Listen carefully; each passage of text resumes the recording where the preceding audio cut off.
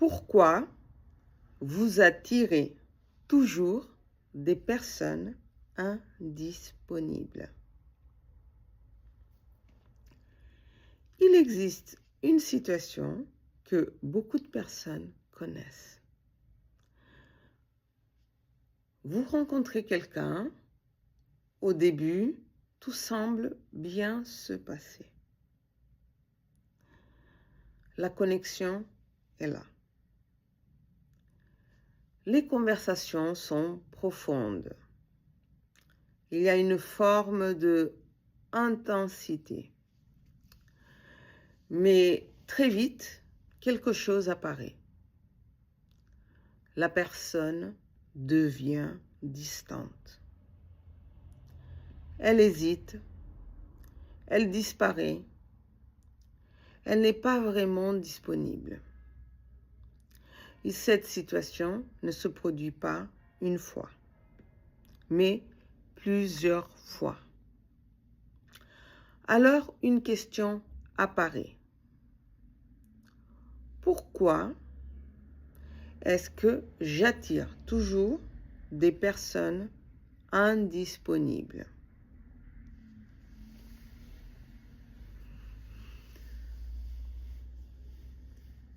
Je suis Célia Pal et aujourd'hui, nous allons parler de ce phénomène qui touche énormément de gens et qui est souvent très mal compris.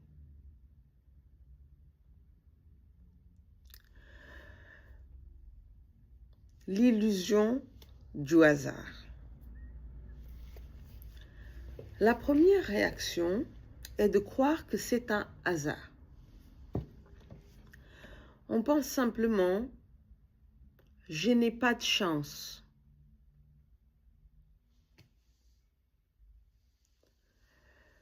Mais lorsque la même situation se répète plusieurs fois, il est important de regarder plus profondément. Pourquoi? Parce que dans la vie affective, les répétitions ne sont presque jamais un hasard.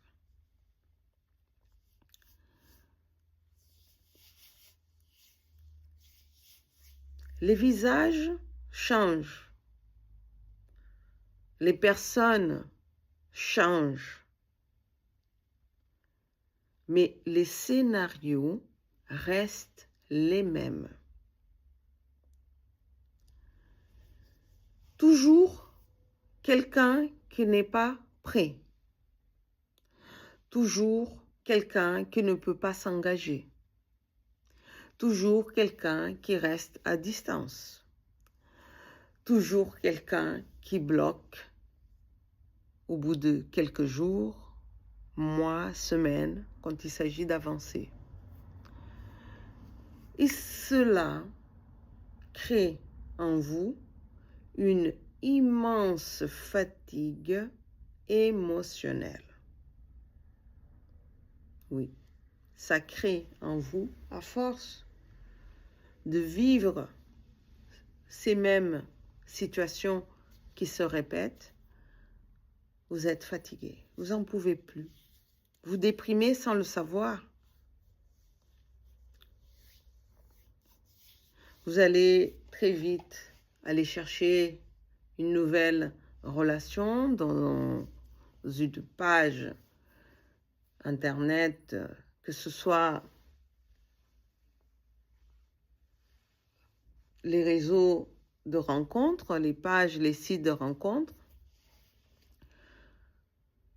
dans l'espoir de retrouver enfin la bonne personne, et vous allez répéter exactement les mêmes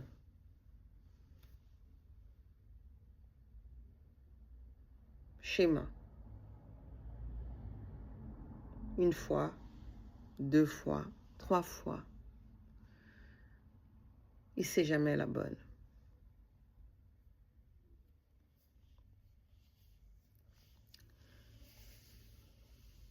ça, ce sont des mémoires émotionnelles qui sont là, en train de bloquer. Mais il faut savoir une chose importante et comprendre cette chose importante. Nous ne choisissons pas qu'avec notre tête.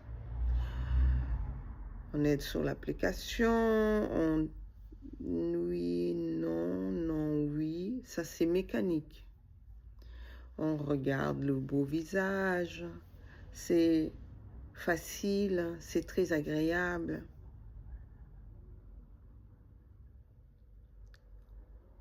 Mais nous choisissons très souvent avec notre mémoire émotionnelle. Le corps garde des traces des expériences passées. Le corps garde des traces des relations anciennes. Des moments où l'amour a été associé à la douleur. Alors, inconsciemment, certaines personnes deviennent attirantes pour nous parce qu'elles sont bonnes pour nous. Mais sont-elles vraiment bonnes pour nous juste parce qu'on a regardé sur l'application ou les applications et on a été attiré par un beau visage, un beau discours, etc.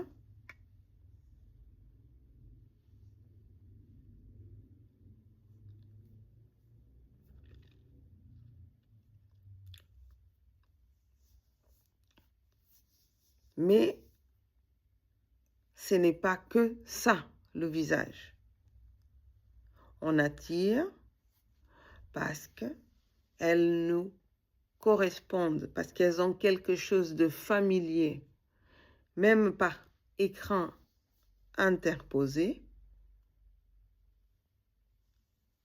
on est attiré.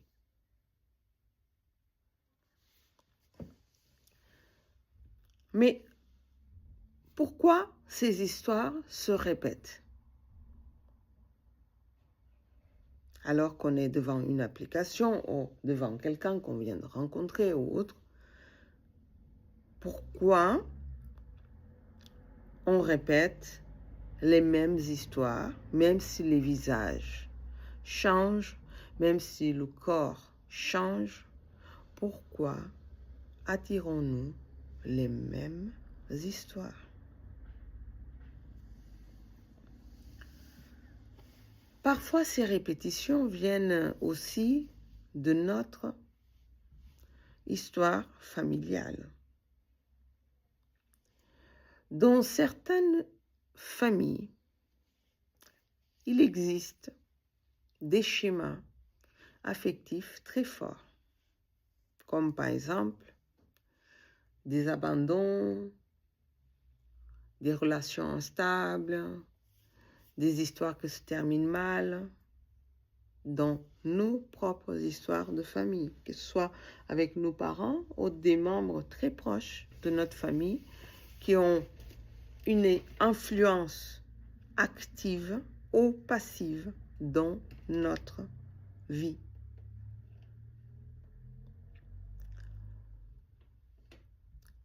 Donc, sans se rendre compte, certaines personnes reproduisent ces schémas. Pourquoi? Parce que ces personnes-là deviennent loyales à une histoire familiale.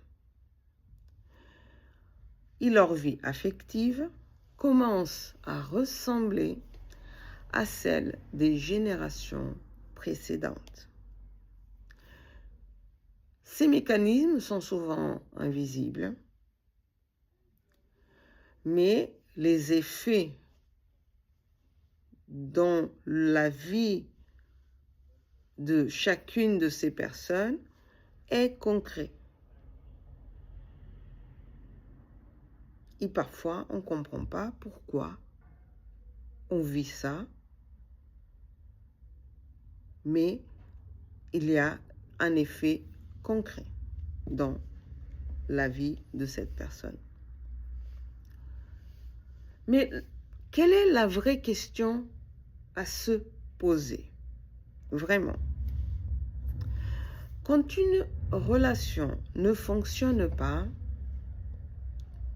la question qu'on se pose est souvent: pourquoi cette personne ne m'aime pas? Pourquoi cette personne ne m'aime pas? Ça, c'est la question que vous allez vous poser quand ça commence à patiner. Mais la vraie question est parfois différente. La vraie question, ça devrait être: pourquoi suis-je attiré par des personnes qui ne peuvent pas aimer pleinement?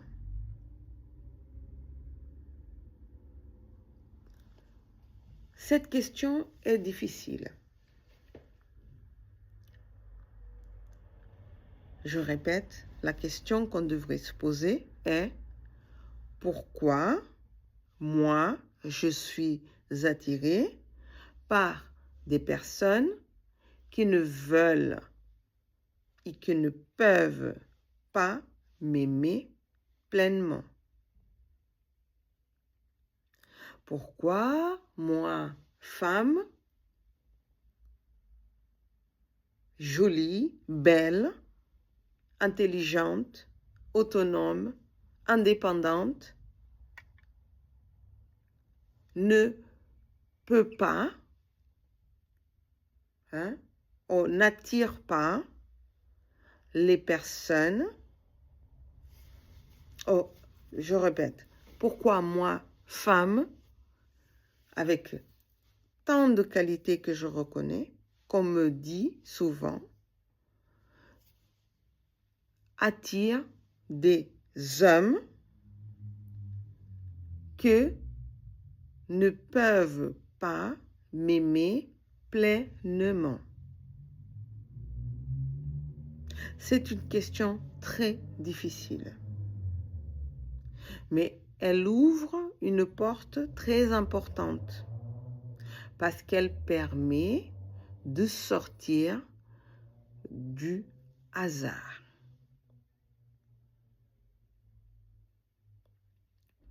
De cette idée que c'est la vie, c'est comme ça, je n'arrive pas, c'est le destin.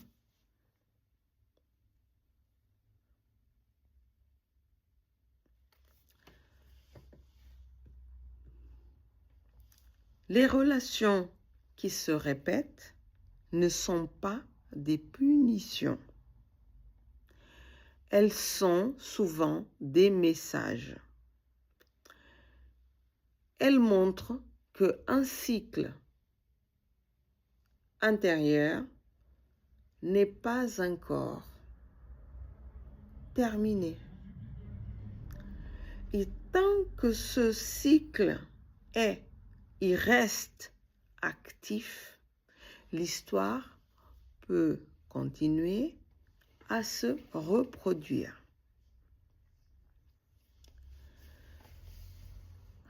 Comprendre ces mécanismes est une première étape très importante. Mais comprendre ne suffit pas pour transformer ces schémas. Il existe des façons de fermer certains cycles émotionnels, de libérer certains attachements et de créer un espace intérieur nouveau. c'est exactement ce que je vous enseigne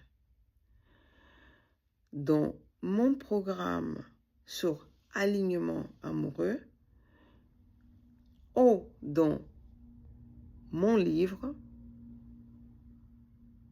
où je vous propose des rituels de libération. Non seulement des rituels de libération, mais aussi des rituels pour attirer l'âme sœur.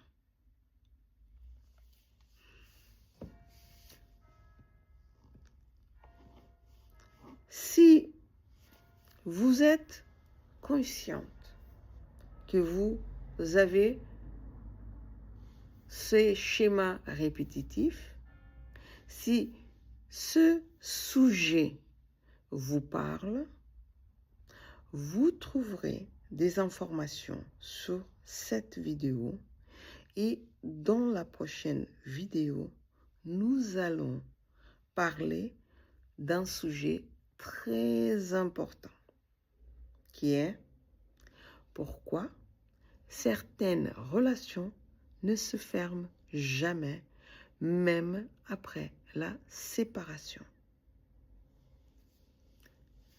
À bientôt.